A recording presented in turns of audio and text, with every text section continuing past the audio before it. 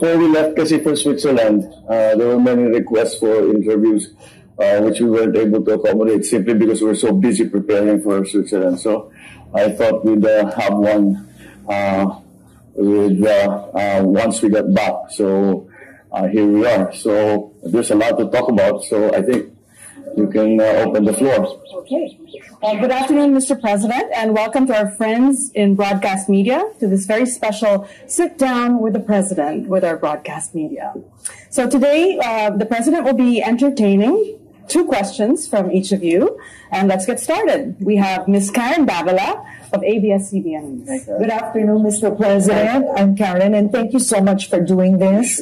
So I'll be asking you 2 questions, but you have to forgive me that the first question will have a lot of context in it for agriculture. Sure. Our losses are driving farmers to desperation. Yeah. Some farmers already taking their own lives. In Davos, you said you would only step down as Agri Secretary if you ticked off items in your bucket list. My question is, what is in that list? And what will you specifically do to implement for farmers to feel a change in their lives today, in the short and medium term? As a matter of fact, I'm glad you brought that up because it's we always have been talking about production, non-importation, etc. And we have to always remind ourselves that what we're really talking about is the livelihood of the farmers as well. Not only the supply of food, but of the pricing of food, but also the livelihood of farmers and the future of farmers. I mean, I think it's a much quoted statistic that in the Philippines, the average farmer is 57, 58 years old, and the young people are not that interested to enter into farming. So there are all of these multifaceted problems that we face in terms of agriculture. So again, in the short term, the increasing prices of food products is alarming, and that's why we now have to, whatever we do, we must import. I think my sentiments about importation are clear, but it is an emergency situation that has been brought about by neglect of the agricultural sector for many, many years. And therefore, our production is well below our demand. Therefore, we must import. So, because of the chaos that we saw within question when it came to sugar, when it came to the onions, we didn't know how much of the commodity was actually in the country. We're starting to get a handle on it now, and so we are going to put in terms of sugar. I mentioned specifically before that we will now, from now on, maintain a 2-month buffer stock. That is to mitigate the speculation. Alam mo, normal yan sa negosyante. Pag alam nila magkaka-shortage, they will keep it hanggang tumaas yung presyo. Maybe you can call that hoarding, but it's a business practice, and that's what we hope to avoid. In terms of onions naman, ganun pa rin ang sitwasyon. We are not producing as much as we consume, and therefore we still have to import. But the schedule of importation, both of sugar and onion, all of the other commodities, the schedule is very, very important. It's not just a question of one lump importation at the beginning of the year. It has to come in at the proper time. So you're not competing with local farmers. So that's a very simple first step. Pag maayos na yan, that is one box that I've been able to tick. Now but we come back to the problem of production. So that, again, we still have to put into place. Once I know that the value chain has already been put together, never mind that it is functioning yet, but we already know what needs to be done in each part of that value chain, and we have the means and we have a plan, then we will have a secretary who will then take my place and will implement that plan. Basta alam natin yung nakakaintindi doon sa ating ginagawa. So those are the essential elements that I'm talking about. There's some reorganization that needs to be done in the Department of Agriculture for the simple reason that we are doing different things from what we were doing before. And so you have to restructure the bureaucracy in like fashion. I wanted to ask, you said you have a bucket list that needs to be ticked off. Would you share some? I mean, well, that's it. That's basically it. I mean, you know, within that subject matter, hindi lang yan. I mean, if you go into detail, there are still very many things that we need to do. In terms of production, we have to help the farmers. We have to enter that we are trying to adopt new techniques for farming that we will be able to use new technology, new varieties. Start with the R&D, all that you know, and especially in the area of agriculture, the overarching issue is climate change. We're having a very tough time scheduling these things because the weather keeps changing. And that one of the reasons I've also made contact with several other countries and my counterparts in several countries is that we are trying to develop what we refer to as non-traditional suppliers. And because of the price of fertilizer, the lack of export of wheat, rice, of course, is another thing that we import. Corn, we were going to have to import. But with the shocks that have hit the global economy and with the supply chain problems that we see everywhere, then that is something that we have to work around. And the way to do it is to have many sources of supply so that whatever happens, we have somewhere to go. Hopefully down the road, in a few years, we no longer have to worry about non-traditional supply because we will be able to produce enough for ourselves. Mr. President, about the Maharlika Wealth Fund, Congressman Joey Salceda talked about a re-engineered fund. And I wanted to ask you, he said he described it as the securitization of 44 billion pesos, and it will be listed in the stock market. You have lawmakers, opposition lawmakers, who say that under the law, 50% of the income of GOCCs have to be remitted to the National Treasury, and you use it for the budget. So along with that, how could you ensure that the fund won't be used for money laundering, given you will be accepting private funding? Let's do two in one there. Yes. We'll do the first one first. First of all, the idea of using the GOCCs to put value into the Maharlika Fund was broached in Davos. And it was brought up. I don't know why it's made this news here immediately to the Philippines, and people are very concerned about it. I watched your interview with Congressman Edsel Lagman this morning, and I have heard the comments that Congressman Joey Salceda has made, and his concerns that he had aired. I agree with that. You cannot use funds of the GOCC. Pero ng gobyerno, what will the government spend?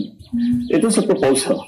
It's not something that we have adopted. The GOCCs, there are several problems because I remember we had a little meeting, lasted about 15 minutes, and that was proposed. But after the meeting, I pulled Secretary Ben Jokno aside. And we said, what do you think? Sabi niya, hindi yata pwede. And I said, it's too disruptive. Think, every single GOCC has its own charter. How will you will then revise all of those charters to align with the Maharlika Fund? That's not the purpose of the GOCC, number one. Number two, this is a lot of income that goes to the national government that will suddenly disappear. So that will be it will not disappear. It will go into the Maharlika Fund and cannot be used for the budget of the national government. And we have many things that we would like to appropriate in the coming years, and we will need those funds. So I don't think that's a viable proposition. At least not for us.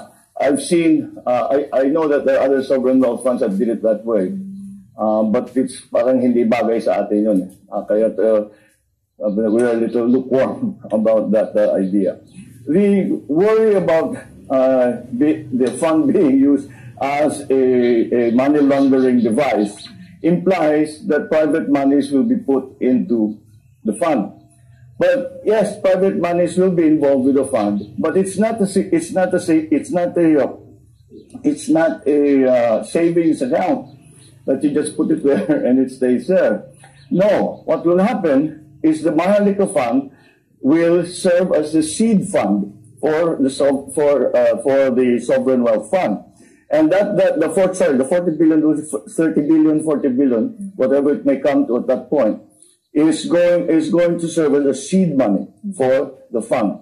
Now, whenever we come into partnership, we do a G2G with Japan, for example, or we do a PPP with some big outfit, then it is only the time that the monies come into the fund to be used for the program. Hindi yun basta o sige, bigyan niyo ako ng ilang bilyon dolyar, tapos lalagay lang yun, akong bahala na dyan. It's not like that at all. And in fact, even on our end, we will only deploy funds when there is a very specific project to be paid for. So money laundering just won't come into it. Okay. Thank you very much, Ms. Karen Davila of ABS-CBN. Next, we have Ms. Cheryl Cosim of TV5. Good afternoon, Mr. President. I'm Cheryl Cosim representing TV5. And sama ko na rin po yung 1PH and 1 News. So, ibig sabihin ba nun 6 questions pwede? Just... Galing negotiator. Okay, my first question concerns the positions in your administration.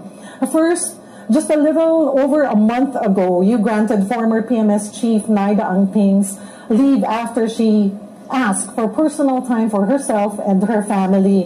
What made you appoint her as ambassador to France, considering she never held any diplomatic post before this, and who will replace her? Well, I need to use this? Sir, okay, well, the situation with then Secretary Naida Angping was that it was a personal decision on her part. She had some personal issues that she had to work through, and she said, I cannot do my work while I'm having to go through this, and that's why I need to go and think about it. And she came back and she said, maybe I can just find something that will not that I will be able to handle. And I said, what do you think? And she said, if you could appoint me to a diplomatic position. She has not held formally a diplomatic position, but she has been working with the Foreign Service for years and years and years. Tao yan ng uncle ko. And she worked in the American Embassy, the Philippine Embassy in the United States. She worked in China. She worked in all of the areas that we were slowly opening up. So sanay siya sa trabaho yan. And she has said that she had for years now been working on her Foreign Service exam. So I think that's what she's going to plan to do now. Yun talagang gusto niyang gawin since before. So now we'll formalize her wishes. So, but again, the reasons for it are personal. So I don't think it's my place to talk about that. Yeah, it is her choice. Okay. Like what I've said, possessions in your administration. Isa pa lang, sir. Pero ito na. Pahabol bang sa first? Okay. About Erwin Tulfo, it was reported that you're gonna appoint him as one of your presidential advisors. If so, on what? No, that's really not been part of the plan for Erwin. No, we had other plans for him. Not as a presidential advisor. But he would still be part of your administration. I hope so. Because whatever we say, difficulties that he faced with the Committee on Appointments and the CA, the time that he was running the DSWD, he did a very good job. So we can't lose that kind of asset. So we'll find something that he can do, so we can take advantage of his good instincts when it comes to social service. Mr. President, still another position in your administration. May mga comments po ang mga senador na mag-appoint na po kayo ng secretary po sa DA and other groups para daw po mas matutukan ang ahensya. Your comment on that? For me, there really are things that I can do that if there was a secretary and he or she did it, hindi magagawa pero matagal, madaming diskusyon, and you have to come up with. Well, the president they cannot say no to.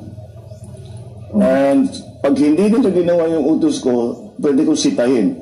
Yung secretary, alam mo na, you know, it can still be may pakiusap pa. And so that's what I bring to the position. Is that when I make a decision, I say, this is what we need to do, this is the plan, every one of you follow this plan. You do this, you do that, magtatasking tayo. Kailangan mo sunod yun. And if not, then I have, I can chastise them, I can move them aside, push them into other positions, etc., etc., etc. But generally speaking, if the president asks you to do something, they'll do it. If there's somebody else who do it, they may do it, they probably do it, but they may not. So we want to take that wiggle room out of that system. And this is my second question, Mr. President. Just a few weeks after your visit to China, Chinese Coast Guard drove away Filipino fishing boats in Ayungin Shoal. What message does this give you? And what happened to President Xi Jinping's promise for a compromise? Well, we haven't come to that compromise yet. And if the timing of what we refer to as shadowing, is what they do is they shadow our fishing boats. And so that incident happened right after I had returned from China. So we have immediately used with that thing, that mechanism that I talked about. Sinabi we can even immediately contact the Chinese government, and hopefully, though our counterparts on the other side can bring to President Xi's attention this problem, and we have done that. But that does not preclude us from continuing to make protests and continuing to send note verbals concerning this. But you know, this is a long process because it is something new. I just hope we can come to some kind of arrangement, because I cannot see the utility for the Chinese of doing that. These fishing boats are not armed; they don't pose a threat to anyone. So I think that is something that we can achieve in the near term.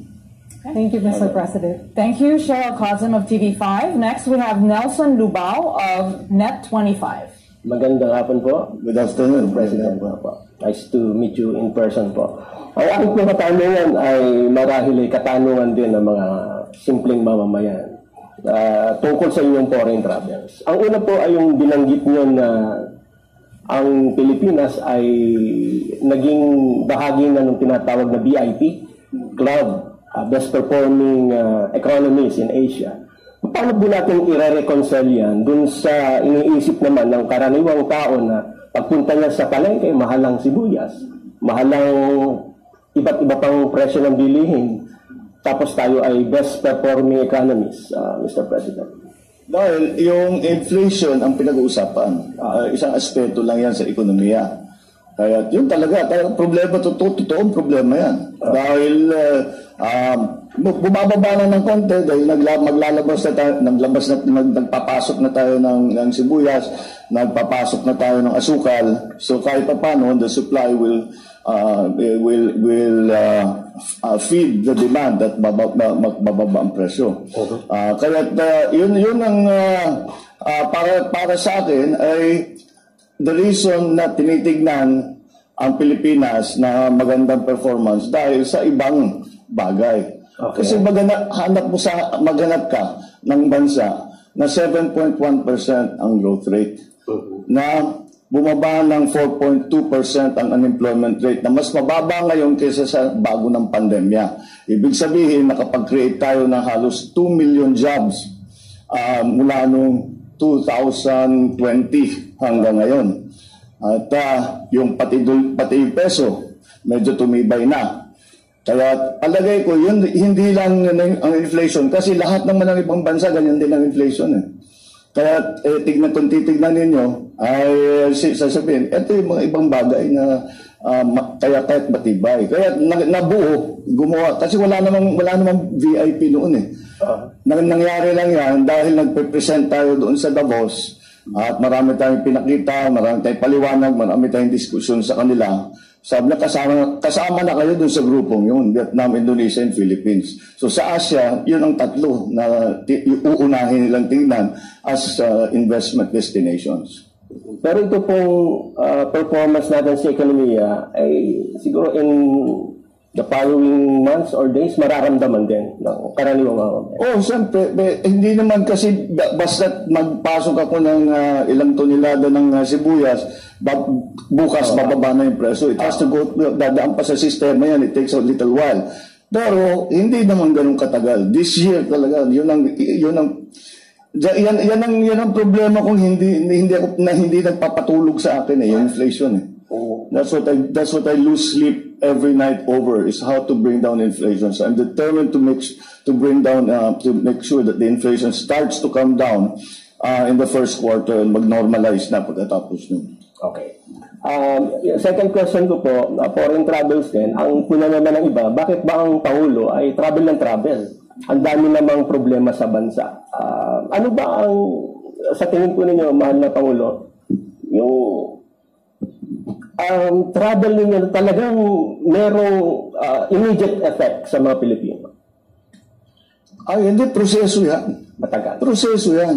Hindi yan yung pupunta ka, tapos kakausapin mo yung korporasyon, nagustuhan ka, ito malaking pera, sige, sa'yo na. Hindi ganun.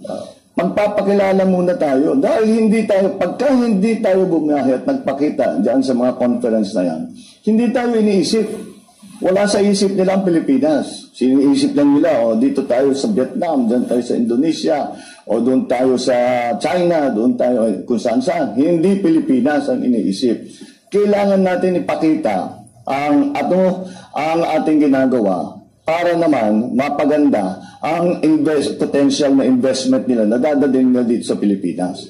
Yun ang halaga na mga biyaheng yan. At hindi lang yun. At meron din dahil sa halimbawa sa Davos ay ang subject matter laging pinag-uusapan ay how do we cooperate in a fragmented world, dahil nagkaka-fragmentation na raw ang buong mundo dahil sa mga pangyayari sa pandemya, sa Ukraine, lahat ito.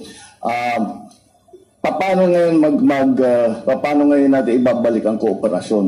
Dahil naman sang-ayon naman lahat sa pag-iisip na ang kooperasyon na sa bawat bansa ay mahalaga at hindi kakayanin ng kahit sinong gaano kayaman na bansa na nag-iisa. Kailangan may mga partner yan, kailangan may kaalyado yan. Kaya yun naman ay pagpunta natin sa mga ganyang conference, ay masasabi natin, the Philippines can play this part in fostering or in encouraging that cooperation. May lugar tayo. We are participating in the issues and the discussion and in our efforts in the community of nations. Kasi kailangan kasama tayo dyan. Pangatlo, I'm the new kid on the block. Nobody knows who I am. Kailangan ko magpakilala. Kasi pag sabi, bago ito, sino ba to? May alam ba ito? Tama ba yung mga ginagawa? O ano ba klaseng tao yan?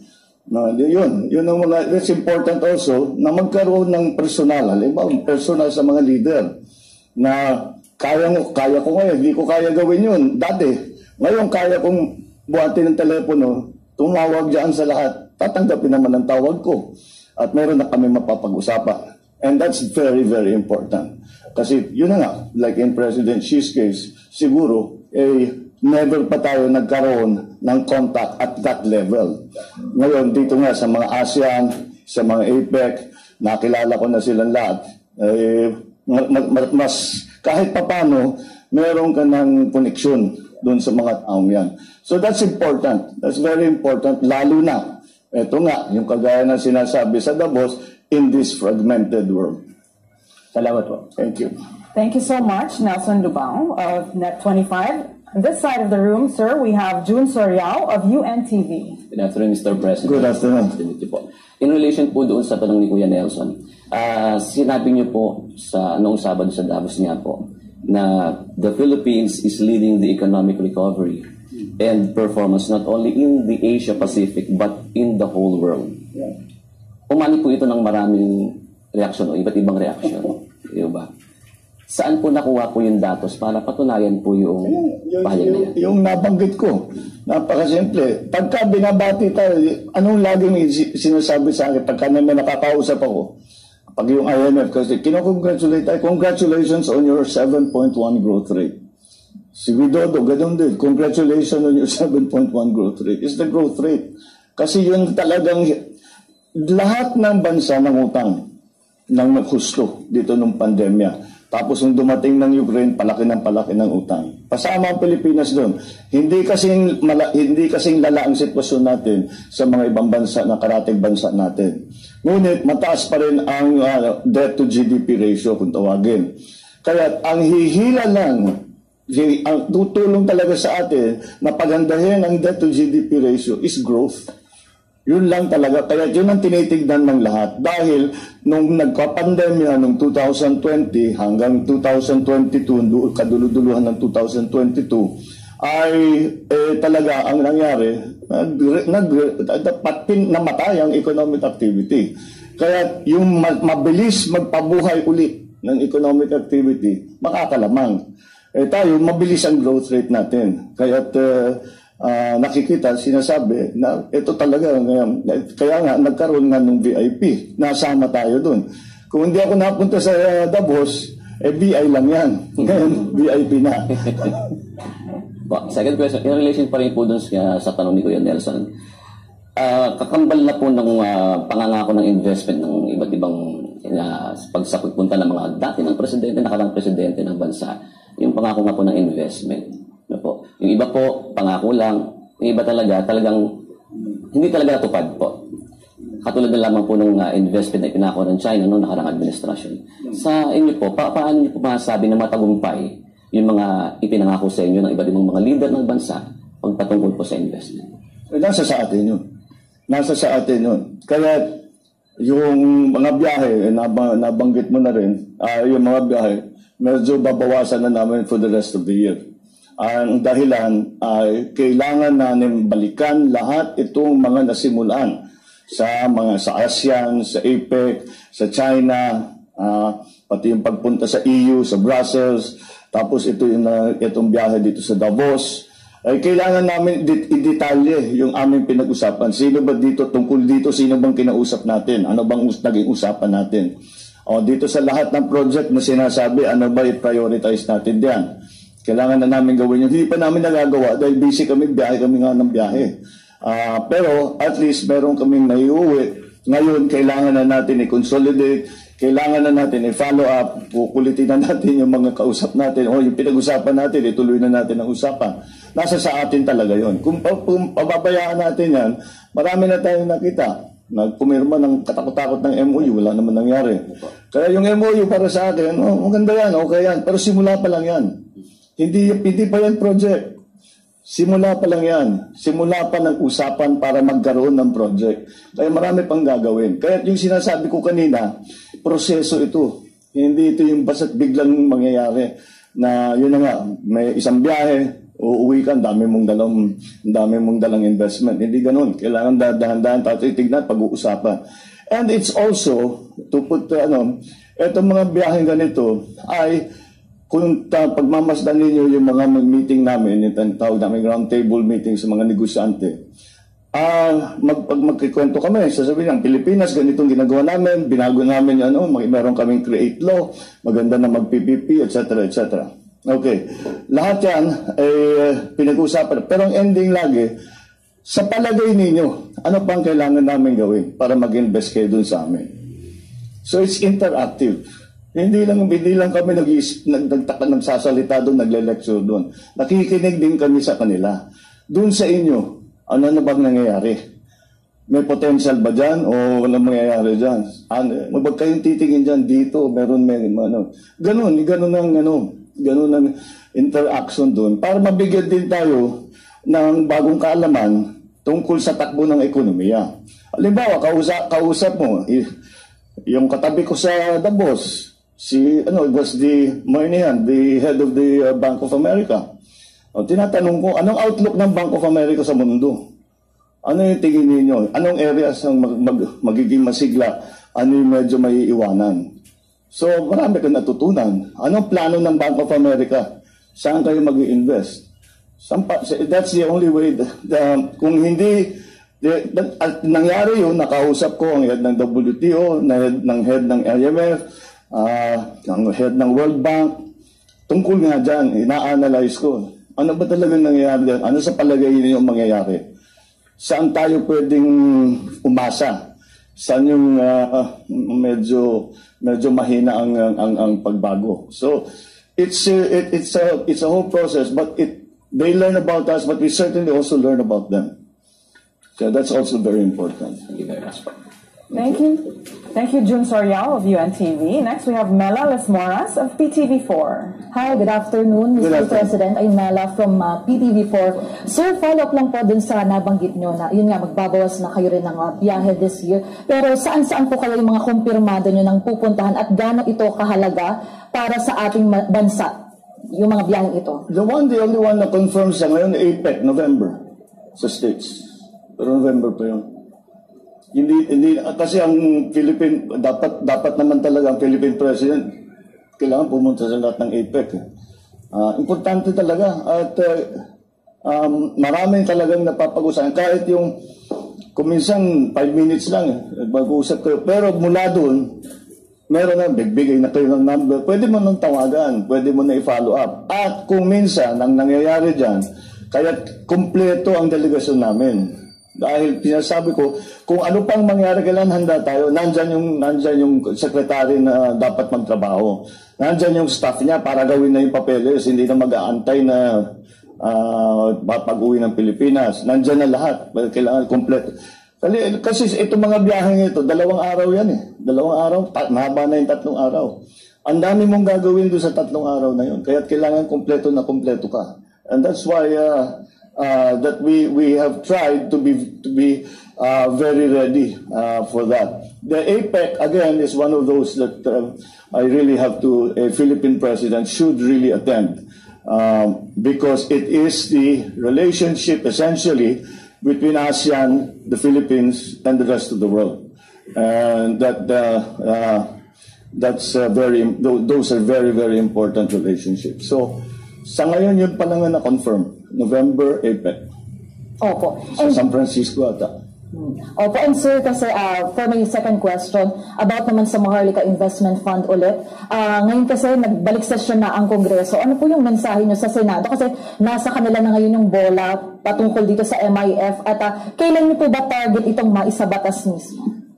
Ang message ko sa Senado, suriin ninyo na mabuti para maganda yung batas natin. Suriin ninyo na mabuti. Siyempre, sa mas maganda na matapos sa lalong madaling panahon. Pero, hindi naman dapat imadali. Dahil napaka-importante lahat ng mga bawat salita na ilalagay mo doon sa batas na yun. May kabuluhan yun. Hindi mo basta pwedeng, tama na yan, okay na. Kailangan talagang pag-aralan na mabuti. Malaki naman ang tiwala ko sa mga senador. Alam naman nila yung trabaho. Pag-aaralan talaga nila na mabuti yan. And that's the process. Tama yun. But in terms of when scheduled, nag-release ng statement si Senate President na baka by Holy Week matapos na. Maganda yun. That would be good. But ako sa akin, mas importante na maging tama kaysa maging mabilis. So kailangan gawin nating tama. Kahit na lahat naman masyadong matagal eh. Pero basta makuha, we have to get it right. We cannot make that getting it wrong would be a very bad mistake. Okay, maraming salamat po, sir. Thank you. Okay, thank you so much, Mela. And we have Rico Hizon of CNN Philippines. Hello, Mr. President. Hi, Rico. Rico Hizon, CNN Philippines. Tinanong mo yata lahat ng mga tanong na gusto kong tanongin ng mga fellow anchors. I'm sure na maiisip ka. Mr. President, I have been an OFW for 25 years. Hong Kong, London, and Singapore. And having worked with 2 global news organizations, I've been exposed to the best practices of various governments in the region and around the world. Good governance, transparency, and accountability. The Filipino people really want to know, from your 8 overseas trips in the last 7 months, how much have you spent per trip? Indonesia, Singapore, when you went to Europe, to China, and here in Davos, and the number of people in your official and unofficial entourage list. Para lang klaro po sa ating mamamayang Pilipino. Well, I don't have the figures. I'm sure the figures are somewhere. Pero will it eventually be revealed, Mr. President? Well, for the Filipino people? Once we've calculated everything, because this last trip, of course, was we just finished during the weekend, and we came back on Saturday. So on terms of the cost, the way I see it, you have to look at it as ROI. Do we bring something back or do we not? If you say, I don't know, as I said, I don't know the exact figures of the cost and everything. But for example, we came back from China with pledges of 22 billion. Let's say we get actual out of that 1 billion. Bawing-bawi lahat ng 8 trips. Finished. That's the idea. And we did not only go to China. We went to Davos. We went to the EU. We went to ASEAN. We went to APEC. So in each of those, many pledges were signed. And as I said, it is up to us. Now, the measure of success will be, the cost benefit, very simple. How much effort did you put into it? It's not just the money. It's the time that you put into it. It's the time and the effort that goes into it is really, that's what I was trying to explain earlier. The reason that we have everyone on the delegation, actually the official delegation is just myself and the cabinet ministers. Then they have staff. So the rest are security. And the others that have been accompanying me are actually private sector. They don't actually fly with me. They go there on their own. Although they are included in our meetings, and they have their own meetings on the sidelines as well. So again, the way I approach it is ROI. How much did you spend? How much did you get? And again, as I'm saying, if we get just one of the MOUs, isa lang. Napakahina naman natin if isa lang ang makuha natin. Hindi namin ginagawa trabaho namin kung yun lang isa lang makuha natin. But sabihin na lang natin, isa lang ang makuha natin. Bawi na lahat ng trip ko. Pero Mr. President, sinasabi rin ng mga kritiko that no matter how the government tries to invite investors to the country, but if there's a lack of transparency, accountability, the country does not really invite confidence. I fully agree. So we will have transparency. Ililista ba ninyo yung gastos, Mr. President? So there will be accountability and transparency in everything that we do. That's the axiomatic. Who's going to argue with that? That is one of that. But it has not been an issue that the private businesses bring up. They bring up ease of doing business. They bring up the cost of energy. They bring up the problems of legislative guarantees. Ang legislative, lalo na sa PPPs, legislative guarantees, ibig sabihin na sa gitna ng project nila, papalitan yung batas, hindi nakikita yung project nila, pero pilit pa rin silang tapusin. Yun, yung mga nangyayari daw. Yan ang mga sabi nila, yan ang dinireklamo nila sa Pilipinas. So the critics will have their say. But those who are actually contemplating putting good money into the Philippines have other issues. That is not, accountability and transparency is not an issue. Mr. President, you talk about the ease of doing business. You talk about power rates, which is one of the highest in Asia. Not anymore. Not anymore. No, Europe is the same now as us. But what are your plans during your administration to bring this down together with the private sector? Because that is one of the issues that is being raised by many investors around the world.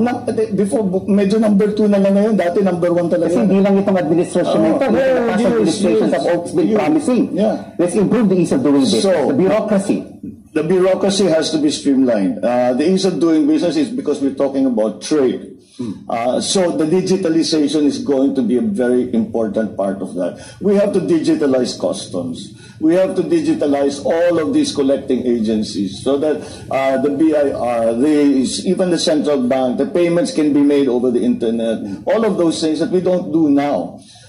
We have to remove the discretion. It's just kung gawin, the thing is to lahat ng kahit wala kang kausap na tao, nagagawa mo yung kailangan mo, makuha mo yung lisensya mo, makuha mo yung permit mo, makapagbayad ka nung whatever it is, ng fee, whatever it is to get your papers, whatever it is. So we came up against a very disturbing finding here in the Philippines. The ordinary Filipinos who have connectivity talk to every aspect of their lives through the internet, to the school of the children, to their business, to their friends. And the only entity that they do not talk to over the internet is the government, because the government is not digitalized. So let's digitalize the government, and that will take us a long way to helping in the ease of doing business. Now, the problem of energy is a very major one. It's a very major one because at the bottom of it is simple. The supply of power, the demand for power far exceeds the supply that we are producing. And there's also a problem in distribution, which is why the prices are so high. That has to be fixed also. But in the long term, as we fix what we can at home, in the long term, and that is one of the things that we will talk about a great deal on these trips, is bringing new power plants into the Philippines. And of course, we are stressing on renewables because we're trying to improve the mix of power generation between traditional and renewables. So that is but that's a long term. Anything anything this government starts, we will not see the end. Ang nuclear power plant, 6 years, 7 years. Ang floating wind turbine, 6 years, 7 years, ganun din. Anything is 6 years, 7 years. But we have to start. So that's what we're planning to do. We will start. Isang tanong na lang, baka kasi hindi natin makakatanong eh. Mr. President, ang ating utang, 13.6 trillion pesos, ang taas-taas. And our debt-to-service ratio is more than 60%. Paano natin po ipababa ito? That's growth. We will pull ourselves out of debt via growth. That really is the guiding principle to the economic plan. And through investments and the pledges that you will be focusing on. Well, yes, make them real so that growth continues to pull us out and then provide new jobs. Now we're very proud that we're at 4.2% unemployment rate, which is like, you cannot have a recession if your employment rate's that low. But despite that, we still have to make the jobs more higher quality. We have to make them better. These green jobs, which is what we're talking about, and even the new technologies that are going to be used for our OFWs, all of these things, the upskilling, the reskilling, that's all we talk about. That's all, because those are the things that we need to do. It's not one simple thing. There is no silver bullet. We have to do very many things to make it right. Because what we are in fact doing is restructuring the entire Philippine economy to adjust to the new world global economy. Okay. Thank you, Mr. President. Thanks, Rico. Thank you, Rico, for the many questions. Let's move on to Sas Ragando Sasa of SMNI. Good afternoon, Mr. President. Sas, SMNI News Channel. My first question is related to privatization. Earlier this month, Department of Transportation Secretary Jaime Bautista revealed that they have plans to privatize the operations of NAIA. And as we all know, privatizing government assets has been a very contentious issue in our country. For example, the predecessor of your father, former President Corazon Aquino, has been lambasted for privatizing a lot of government assets. We have no plans to privatize anything. Okay. There's no plan to privatize anything. Rather we do the opposite. No, when Secretary Jimmy Bautista was talking about that, I think maybe he misspoke or he was misinterpreted. But you cannot privatize an airport to begin with. They cannot own the airport. No, a private firm cannot own the airport. At best, kasi nagkakagulo, nagkakaproblema tayo dito sa airport. At again, in New York, meron kaming nakilala, the group that runs Gatwick Airport, they run London Airport, they run several big airports, that we're asking them, what can they do? Can they come in and help us so that we can increase the traffic through the Manila Airport? And they said they could. And so they're coming, they were here last week and to look at the operations of the airport, and especially since we had that problem in New Year's Day and this recent outage with the UPS. So at most we will have a management contract. Come in and manage the airport. And they say that without changing anything, without changing, without new equipment, without building a new runway, that they can increase the traffic from what is presently, they refer to as 35 movements per hour, to up to 45 movements per hour, without changing anything. So we want that. And those skills can only be had from this group. And well, no, there are several groups, but they can be had from the private sector group who have huge experience in running ports and running airports. Mr. President, my second question is about foreign policy. You have been very clear and emphatic since the start of your administration that you're going to continue the foreign policy doctrine of your predecessor, the friend to all, enemy to none foreign policy doctrine of non-alignment. My question is related to how further you're going to possibly refine or operationalize this doctrine. Does your administration see any opportunity in, for example, deepening engagement with the non-aligned movement, especially now that superpower rivalry, especially in our zone, might be intensifying sometime in the future? Well, that was very much in response to the Cold War and the slow dismantling of the organs of the Cold War. That's what you want. That's how you want to put it. And that is why that non-aligned treaty was created between several nations who said that we no longer subscribe to the notion that we as a country must choose to side with one superpower or another. And that is precisely what we have undertaken. And that is exactly the position that I have taken in terms of foreign policy. Although this came up again in our discussions in the conference, is the question that was asked was very, very actually thought-provoking. Will geopolitics finally kill globalization? Because geopolitics is pulling people apart and all these aggruppations are being pulled apart. And the general conclusion is that countries realize that alliances are important, in fact they're more than important, they're necessary. Nonetheless, these alliances do not mean that we are, again, within the sphere of influence of any great power. As a matter of fact, in ASEAN, we all came to the agreement that at the very least, in ASEAN, in the Asia-Pacific region, the future of the region must be decided by those in the region, not by some outside power. And so I think the idea, I do not know of the formal, I do not know of any formal meetings or conferences of the non-aligned nations. They used to have them. They don't have them very much anymore.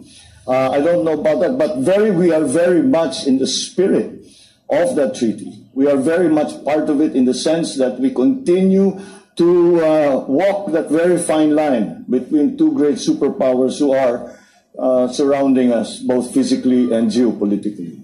Thank you, Mr. President. Thank you, sir. Okay, thank you so much, SAS Verganda Sansot of SMNI. And last but not least, we have Ivan Mayrina of GMA7. Mr. President, good afternoon. I'm Ivan Mayrina. I represent GMA Integrated News. Before I proceed to my two questions, I'd like to ask a follow-up question from Cheryl's question earlier about the latest incident in Ayungin Shoal. Mr. President, how do you intend to resolve the seeming disconnect between what gets agreed upon at your level, at the top level, and what gets implemented out at sea? I know you said there is no compromise yet, but in the meantime, our fishermen are being prevented from engaging in their livelihood. Well, I think the actions that are needed are really from the Chinese side, and that is because we do not send Coast Guard boats into what we consider their waters or international waters. They stay within Philippine waters. And so that hopefully, as I said, the reason that it was important for me, let me clarify what we talked about with President Xi. And it was very simple. I said we have to raise the level of discourse between the Philippines and China. Now, we already have a bilateral group that's working on issues about the South China Sea. Now, my proposal is that we bring that bilateral group to a higher level. It's a sub-ministerial level niyan. So let's bring it to a ministerial level. And I will ask my foreign secretary to be part of it. I will ask my ambassador to China to be part of it. And I guarantee you that if there is any decision that needs to be made, either of those gentlemen can pick up the telephone and talk to me. And within 5 minutes, we will have a decision. I hope that China can do the same. And that is what the President Xi was agreeable. And he said, why not? So he assigned his foreign minister to take care of the details. That's what we're working on now.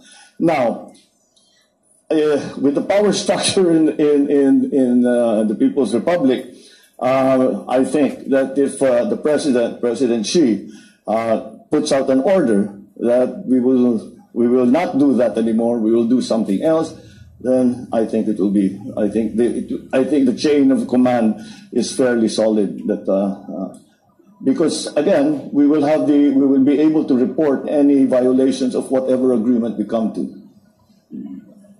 Unang tanong ko pala. Kamakailan po naglabas ng video si First Lady Lisa tungkol sa, naglabas siya ng warning sa mga taong gumagamit daw ng kanyang pangalan para ma-appoint. Apparently it had something to do with appointments at the AFP. At sinabi niya, pag ginawa niyo yan, sasabihin ko sa asawa ko, huwag kayong i-appoint. My question, Mr. President, is how involved is the First Lady in your decisions with regard to appointments and in your governments in general? Zero. She really has no input on that. The First Lady helps me in terms of the organization, because she's actually very, very good at that. Organizing which office, how the workflow goes, where the documents go through. She's a well-trained lawyer, so she's very good at that. And but that's the extent of it. We don't talk policy together. I mean, she'll comment.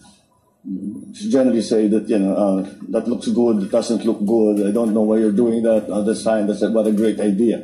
But that's it. Do you consult her in difficult decisions? Not political. Not political decision, legal. Oh yeah, legal, I will ask her. I will ask whenever there's a legal question. I'm not a lawyer, so I need an expert opinion. She's right next to me most of the time, so I can turn to her. I am very lucky, actually. I think I have the best legal representation of any president. I have a former Chief Justice as my executive secretary. I have JPE, who is working as a legal advisor to the president. And between all of these experts and legal luminaries, that's the only time that the discussion may include Lisa. But she doesn't come to the office and sit with us at all. If I have something to ask her, it's usually definitions.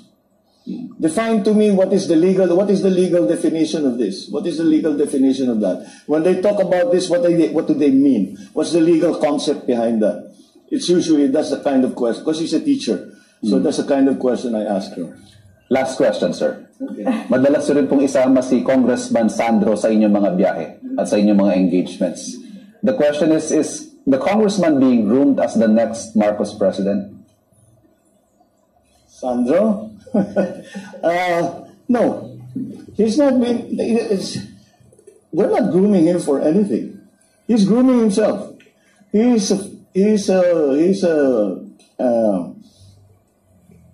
has decided on this career in politics, and he will handle it the way he does. There's not some long-range plan that one day Sandro is going to be president. He will laugh in your face if you tell him that. But no, there's no. We don't think in those terms. He has worked in Ilocos Norte. Even talk of the presidency would be so premature, and it's not something that we plan. I mean, we'll see. I think he has the same attitude as I do. I'll take this as far. I'll do as well as I can, work as hard as I can, and take this as far as I can. Which is exactly what when people talk about did you plan this to be president? I said, well, I was a congressman. Masarap din siguro mag-presidente, no? Governor ba? All these problems na hinaharap ko, maayos ko sana ito kung presidente na ako. Senador, ganun din. Diba? Everybody dreams to be the number one position. But that doesn't mean that we're plotting. We have this long-range plan. Not at all. Not at all. He's too busy anyway. He has too much work anyway. The reason he accompanies us is because he's an author of the Maharlika bill, the Maharlika Fund bill, and sometimes he has. Like I had an interview with Financial Times. He took over when it came to the Maharlika bill because I had somewhere else to go. So siyang nag-explain. Author naman siya, dapat alam niya. So that's these recent trips. That's the reason why he's been with us. Thank you, Mr. President. Thank you. Well, on that note, thank you so much, Mr. President. Thank you so much. Round two. But let's wrap it up. Yeah, thank you so much to our friends in media, our anchors and broadcast media for being here in our sit down with Mr. President. And